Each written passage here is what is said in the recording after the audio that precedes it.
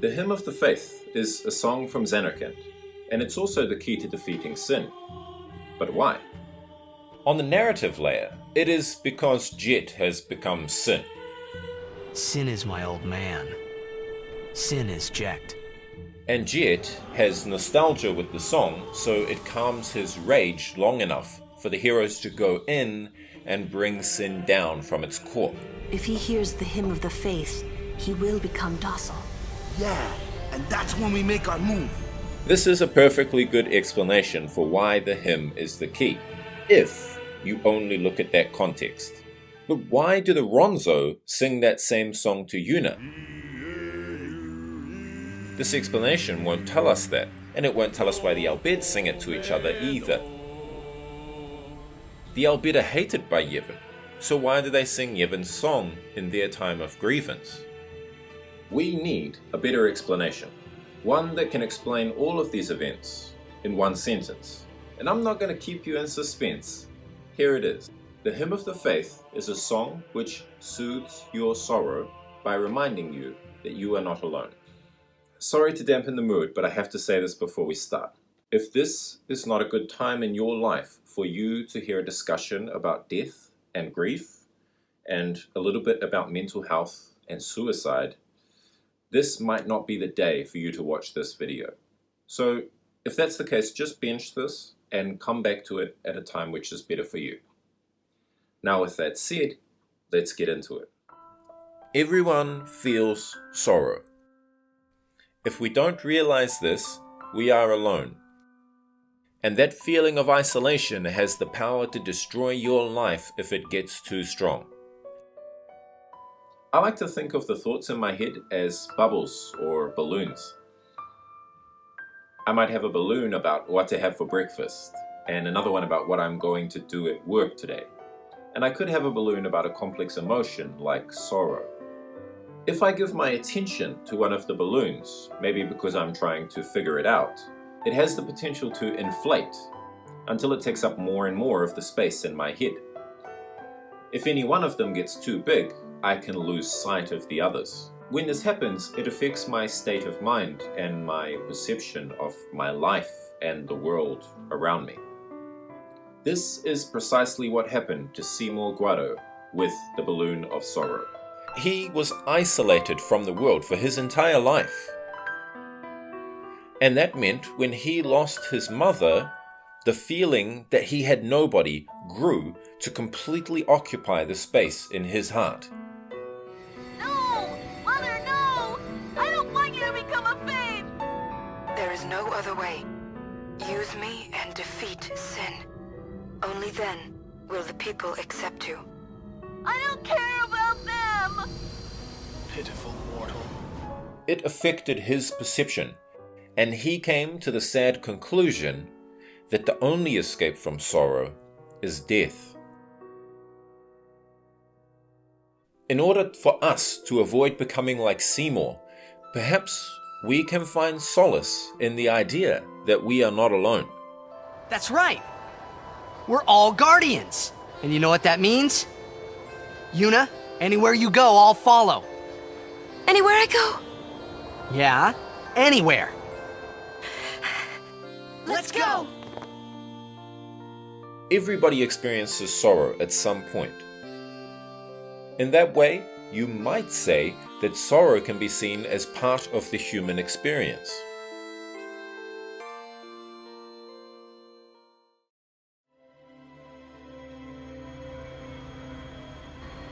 He is dead, and I am still alive.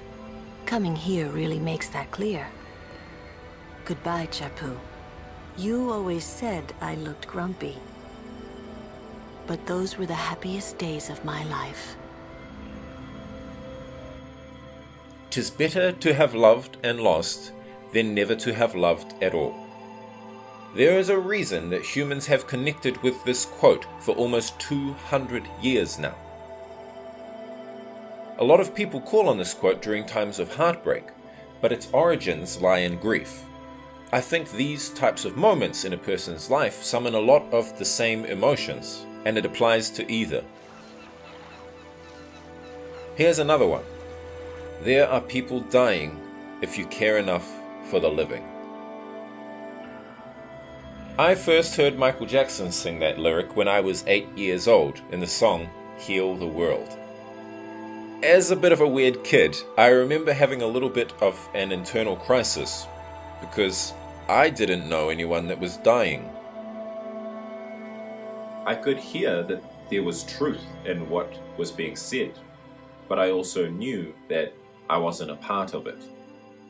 When I was 15, my uncle died. And that lyric came back to my head. It helped me by explaining to me my emotion. It helped me understand that the reason it hurt was because I cared enough for my uncle. In that way, Heal the World is my hymn of the faith. If I were an Albed, I might have sung it aboard the airship as our home was destroyed. The Ronzo one is tricky. The Albed use the hymn to unite with their families in their time of loss. The Ronzo sing it to Yuna because they understand that she will cross Mount Gagazet with the intention to die on Spira's behalf. It's not like Yuna isn't afraid of this. When I think about us never being together again at all, I'm afraid. She's just trying to keep a brave face. I learned to practice smiling when I'm feeling sad, you know. But she is scared. I've been trying so hard. They are singing to let her know that she is not alone. Summoner Yuna! They are scared for her too. They share her feeling of loss. They share her sorrow. They can't stop her. They know she has made up her own mind, and she has every right to do so. But that doesn't make it any easier to let her go. Don't you think we tried to stop her? She follows her heart. All they can do is sing the song for her, so she doesn't feel alone. Finally, the big one. Why the song is the key to defeating sin. We think the hymn of the faith might slow sin down. If in my sorrow I became a raging monster like sin, metaphorically, perhaps you could calm my rage by playing Heal the World. Perhaps that would keep me calm long enough that you could talk to me and show me what I was doing, releasing my heart from that spiral. If he hears the hymn of the faith, he will become docile. Yeah, and that's when we make our move. To explore this idea, let's look at the hymn itself. The hymn of the faith is a coded message from the scenario director of Final Fantasy X, Nojima Kazushige. In English, we write from left to right. Nowadays, it's also common for Japanese to be written in this way. But traditionally, Japanese is written from top to bottom, moving from right to left, one column at a time. If you write down the lyrics to the Hymn of the Faith in this new style, and then read them in the traditional style, you will find the hidden meaning. They say, Inorigo, faith. Yume miyo, dream a dream. Ebonju, you Yevon, curse of Yevon. Inoreyo, pray. Hatenaku, sakaeta mae, eternally prosper. That's how the song came about in the real world, but it also has an important backstory within the game. 1,000 years ago, there was a war between Bevelle and Zanarkand. The strongest summoner of Zanarkand was Yevon, but Machina grew to be stronger than summoners, and Yevon feared that Bevelle would use Albed Machina to destroy his home. The fear of loss grew to take over his entire heart, and he ran from it. He convinced the people of Zanarkand to join him and become Fayth to create a dream version of their city. This version of their city could avoid the destruction and eternally prosper. But it's not real. On that day, the people of Zanarkand sung the Hymn of the Faith together. It is a song of them uniting in mourning for their home. Then they became the Faith and made Dream Zanarkand. But what if the Machina destroyed the Faith? To prevent this, Yevon became Sin Sin destroyed all of the Makina cities, including Zanarkand. That's right, to protect this fake version of his city, he destroyed the real one. In fear of his loss, he became a raging monster, and it stays that way until the heroes come up with a plan to calm him, using the Hymn of the Fayth. The world sings to him in his loss, like the Ronzo sung to Yuna in hers. A ship in the sky will sing the Hymn of the Fayth? So, when they hear it, everyone should sing along, correct? In the narrative of the heroes, they use the Hymn of the Fayth to calm Jecht, but on a deeper level, it also eases Yevon.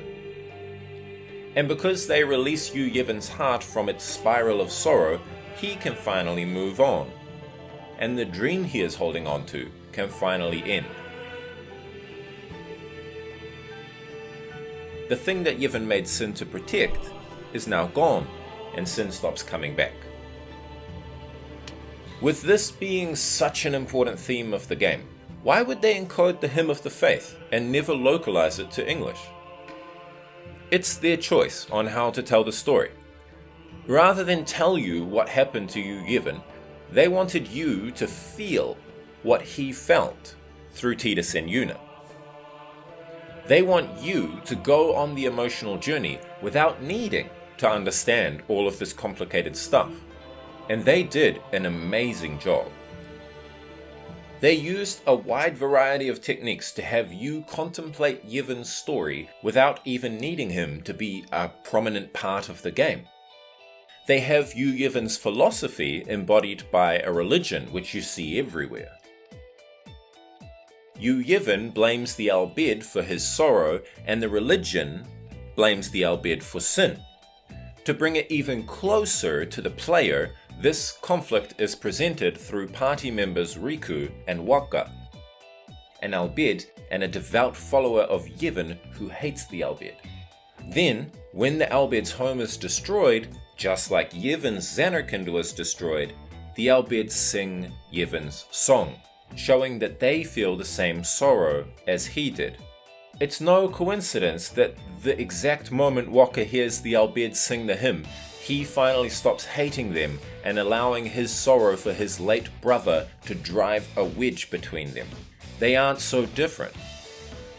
This feeling affects us all in the same way, so don't allow it to push us apart. Heal the world. On that same airship, if Tidus has learnt Al-Bhed, he will talk with Rin. The player is rewarded with an item called Underdog's Secret, but the original Japanese name for this item was Key to Making Change, Gyakuten no Kagi.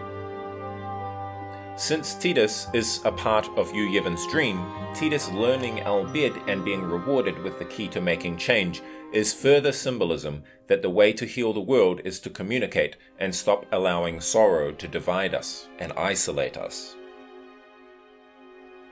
As Final Fantasy X draws to an end, Yuna confronts Yevon. She performs the sending on the Aeons from his religion.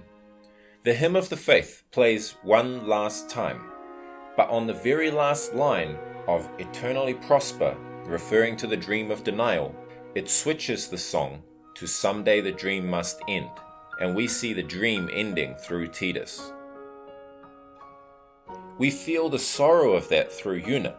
The final push that everyone feels sorrow is communicated by having Yuna, the protagonist, feel Yevon, the antagonist's pain, by having her lose a part of the city that he lost. And I bet when you played it, you felt it too.